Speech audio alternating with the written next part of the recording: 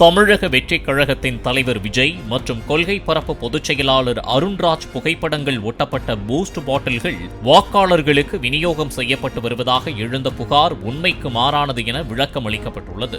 இந்த பொருட்கள் திருச்செங்கோடு மருத்துவ முகாமில் ராதா மெடிக்கல் சென்டர் நிறுவனத்துடன் இணைந்து தேர்தல் தேதி அறிவிக்கும் முன்னரே வழங்கப்பட்டது என ராதா ஆர்த்தோ மருத்துவமனையின் மருத்துவர் கண்ணன் விளக்கம் அளித்துள்ளார்.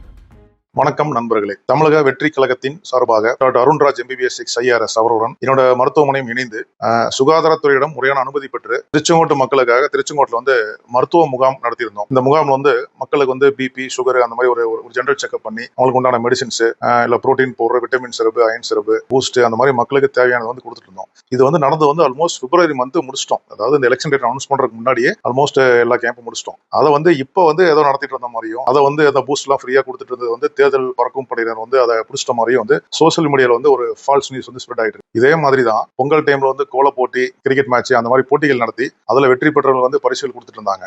அந்த மீதியான அந்த பாத்திரங்களை இப்ப அது தேர்தல் பறக்கும் படையினர் தப்பான தகவலை கொடுத்து அதை பதுக்கி வச்சிருக்காங்க. இப்ப அதை விநியோகம் பண்றாங்க அப்படிமா தப்பான தகவலை கொடுத்து அது ஒரு ஃபேக் நியூஸ் மாதிரி ஸ்ப்ரெட் ஆயிட்டு இருக்கு. எப்படி அந்த கரூர் கூட்ட நெரிசல்ல ஜனநாயக படம் ஷூட்டிங் எடுத்தாங்க அப்படிங்கிற மாதிரி ஒரு பொய் செய்தியை பரப்புனாங்களோ அதே மாதிரி இப்போ அவர் டாக்டர் அருண்ராஜ் அவர் பேசிக்க ஒரு மருத்துவர் MBBS படிச்சிருக்காரு. அவர் ஒரு சேவை மனப்பான்மையோட மக்களை அவர் ஒன்றும் ஓட்டு காசு கொடுக்கல.